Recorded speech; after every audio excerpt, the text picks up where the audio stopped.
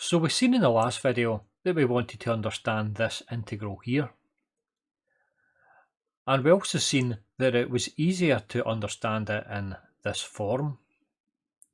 Now if we want to generate this derivative here, d by dx arctan x, then we can generate it in the usual manner.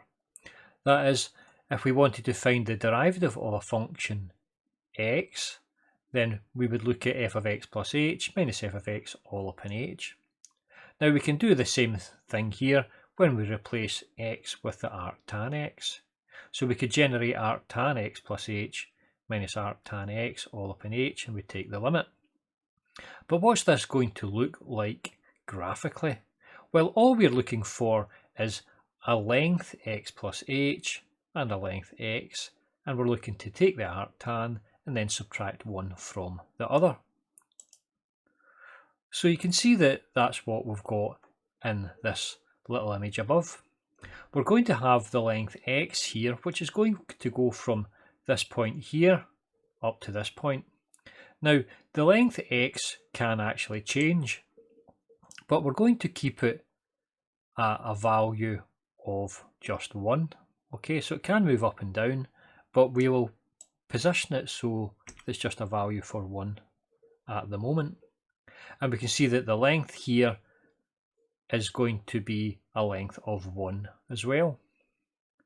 So it means that the arctan x is going to be the angle here from AOX. So that's the angle for the smaller triangle. That's this angle here. Okay, so that's arctan, the value of x. So it's actually x upon 1. Okay. Now the other value here is arctan x plus h. So I've chosen a value for h. In this instance here, h is equal to 0.1. Now again, we could make h any value, but what we want to do is keep h small, because we're going to look at the limit as h tends towards 0. So that's going to give us another triangle here.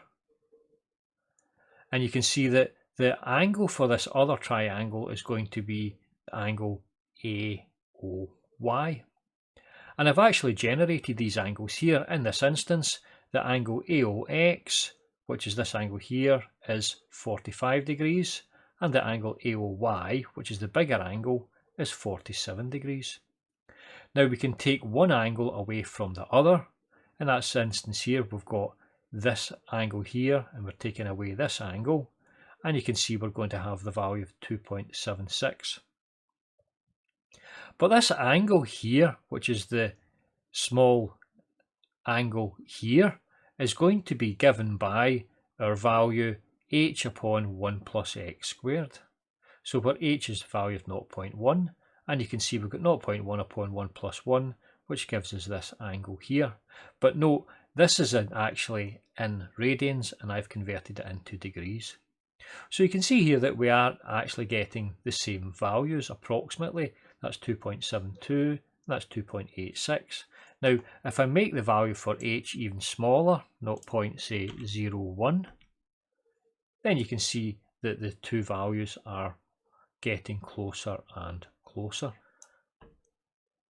So you see that we can represent this small angle XOY, which is the small angle here, as the arctan x plus h minus arctan x. Now equally we see here that we can represent it as h upon 1 plus x squared. So we could just replace this line here with h upon 1 plus x squared. So it's going to be the limit as h tends to 0 of h upon 1 plus x squared all upon h. So the h's will cancel out, and we'll simply be left with 1 upon 1 plus x squared, which is exactly what we are looking for. Now there's one other way that we can look at this, and it's quite neat, and we will look at that now. Now we can also look at it in terms of areas. So we can see that the area of the large triangle AOY is equal to half the base times the height. So it's going to be half of the base, which is 1, times the height, which is x plus h. Now the area of the small triangle, again, is half base times the height. So it's a half of the base, which is 1, times the height now, which is just the height x. So whenever we multiply these out, we're going to have the area of the triangle that's left over, which is going to be h upon 2. So the area of this small triangle here is going to be given by h upon 2. Now there's another way of working out the area of a triangle. You can write the equation, the area of a triangle is a half AB sine C. So we can write this then as a half of the length. Now the length is going to be the length OX, so that's this length here, times the length OY, which is this length here, times the sine of the angle in between, which is the small angle in between here. Now we know that this angle is going to be really small, so the sine of a small angle is just equal to the actual angle itself. So we can replace the sine XOY with just XOY. And this OX here is going to be given by the value of x squared plus 1, and it's the square root, just using Pythagoras.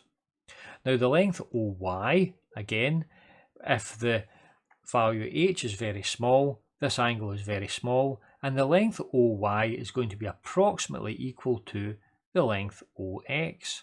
So we can put, again, for this, it's going to be 1 plus x squared root, and it's times the power of the value of a half.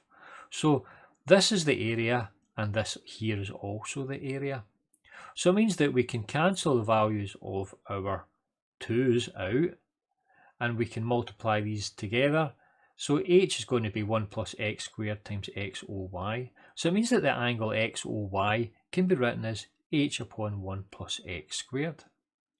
So it means that this value here on the top line can be replaced by the angle XOY, which is h upon 1 plus x squared. And again, we take the limit as h tends to 0, and we're just left with 1 upon 1 plus x squared. So this is two geometric approaches we can use in order to show why it is that the arctan of an angle x is equal to the integral of 1 upon 1 plus x squared by dx. And that's us finished with this one. We can also do the same for the arc sine and the arc cosine.